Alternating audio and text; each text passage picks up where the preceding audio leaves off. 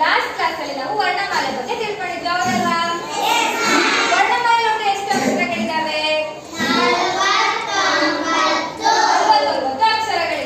ವರ್ಣಮಾಲೆನ ಎಷ್ಟು ಗುಂಪುಗಳಾಗಿ ವಿಂಗಡಿಸಿದ್ವಿ? 3 ಗುಂಪುಗಳಾಗಿ ವಿಂಗಡಿಸಿದ್ವಿ. ಯಾವ್ಯಾವುದು?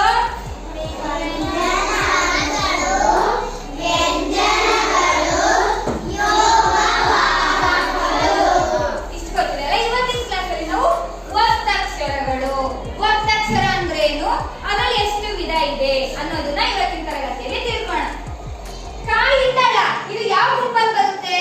ವ್ಯಂಜನಾಕ್ಷರಗಳ ಗುಂಪಲ್ಲಿ ಬರುತ್ತೆ. ಒಟ್ಟು ಎಷ್ಟು ಅಕ್ಷರಗಳಿದೆ ಕಾಯಿತಳವರೆಗೂ?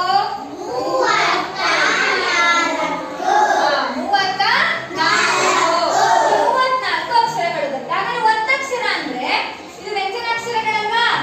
ಒಂದು ವ್ಯಂಜನಾಕ್ಷರಕ್ಕೆ, ಸರಿನಾ? ಈ ಗುಂಪಲ್ಲಿರುವ ಯಾವ್ದಾದ್ರು ಒಂದು ವ್ಯಂಜನಾಕ್ಷರ, ಸರಿನಾ? ಈ ವ್ಯಂಜನಾಕ್ಷರಕ್ಕೆ ಇನ್ನೊಂದು ವ್ಯಂಜನಾಕ್ಷರ, ಇದನ್ನ ತಗೊಳ್ಳೋಣ. ಕೊಟ್ಟಾಗ ಆಗುತ್ತಲ್ಲ ಅಕ್ಷರ, ಇದನ್ನೇನಂತ ಕರಿತೀವಿ? ಒತ್ತಕ್ಷರ.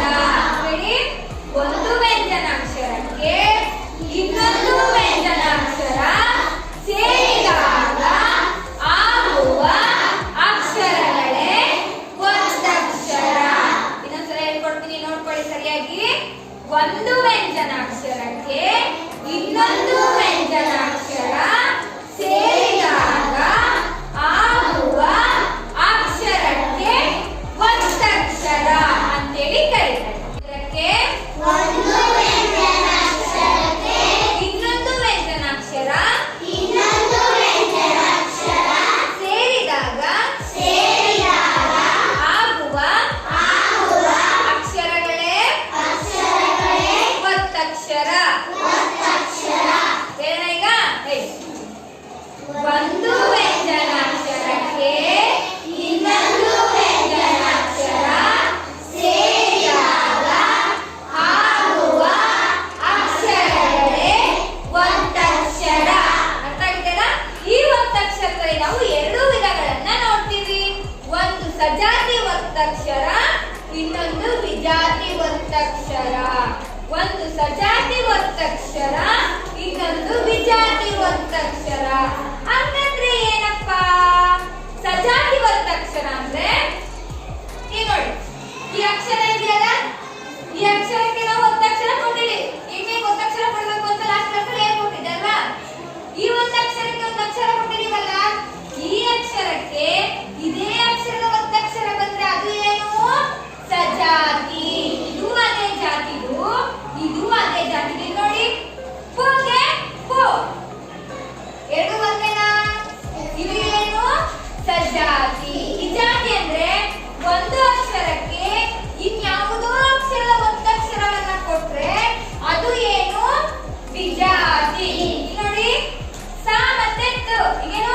ಸ. ಸಾಗೆ ಏನಾಗಿದೆ? ತ. ಇದು ಬೇರೆ ಜಾತಿ ಅಕ್ಷರ, ಇದೇ ಬೇರೆ ಜಾತಿ ಅಕ್ಷರ ಅಂದ್ರೆ ಇದೇನು? ವಿಜಾತಿ ಒತ್ತಕ್ಷರ. ಗೊತ್ತಾಯ್ತಾ? ಸಜಾತಿ ಅಂದ್ರೆ ಅದೇ ಅಕ್ಷರಕ್ಕೆ ಅದೇ ಒತ್ತಕ್ಷರ ಕೊಡೋದು ಸಜಾತಿ.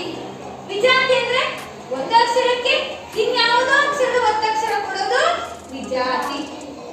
ಅದೇ ಅಕ್ಷರಕ್ಕೆ ಅದೇ ಒತ್ತಕ್ಷರ ಸಜಾತಿ, ಒಂದು ಅಕ್ಷರಕ್ಕೆ ಬೇರೆ ಅಕ್ಷರದ ಒತ್ತಕ್ಷರ ವಿಜಾತಿ. ಗೊತ್ತಾಗಿದೆಯಲ್ಲ? ಒತ್ತಕ್ಷರ ಅಂದ್ರೇನು? ಒತ್ತಕ್ಷರದ ವಿಧಗಳು. ಈಗ ನಾನು ಕೆಲವೊಂದು ಪದಗಳನ್ನ ತೋರಿಸ್ತೀನಿ. ಆ ಪದಗಳು ಸಜಾತಿ ಒತ್ತಕ್ಷರನ ವಿಜಾತಿ ಒತ್ತಕ್ಷರನ ಅಂತ ಹೇಳ್ಬೇಕು, ಸರಿನಾ? ಮೊದಲನೇ ಖಡ್ಗ, ವಿಜಾತಿ ಒತ್ತಕ್ಷರ. Very good. ನೆಕ್ಸ್ಟ್ ಇಷ್ಟ, ವಜ್ರ, ವಿಜ್ಞಾನ, ಬೆತ್ತ,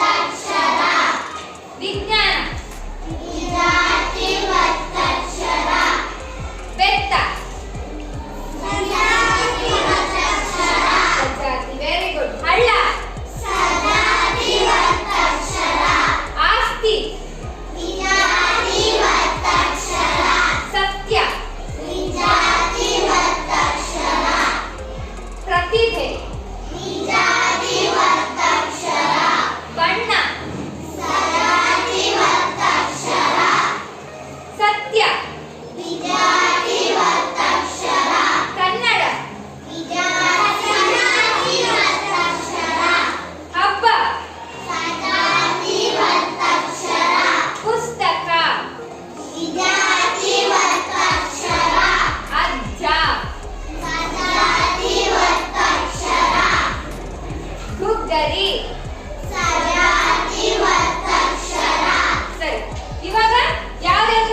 ಜಾತಿ ಒತ್ತಕ್ಷರ ವಿಜಾತಿ ಒತ್ತಕ್ಷರ ಅಂತ ಗೊತ್ತಾಯ್ತು.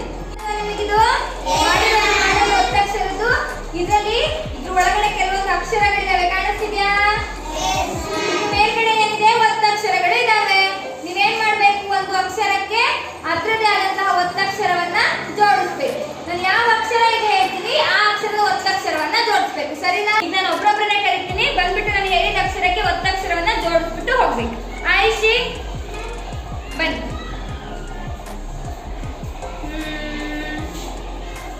ಪ ಅಕ್ಷರದ ಒತ್ತಕ್ಷರಕ್ಕೆ ಜಾಯಿಂಟ್ ಮಾಡಿ.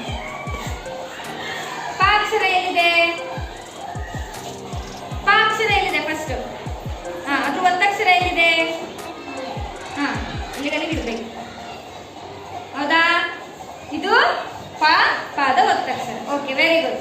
ನೆಕ್ಸ್ಟ್, ಯಾ ಅಕ್ಷರ ಎಲ್ಲಿದೆ? ಅದು ಒತ್ತಕ್ಷರಕ್ಕೆ ಜೋಡಿಸಿ. ಕರೆಕ್ಟಾ? ಇದು ಯಾದ ಒತ್ತಕ್ಷರ. Very good. ನೆಕ್ಸ್ಟ್, ತಾ. ತಾ. ಓಕೆ, ತಾ ಒತ್ತಕ್ಷರ ಎಲ್ಲಿದೆ?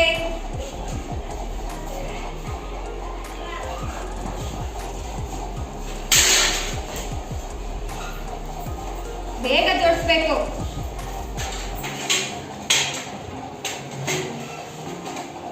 ಇದೇನು? ತಾಗೆ ತಾ ಒತ್ತಕ್ಷರ.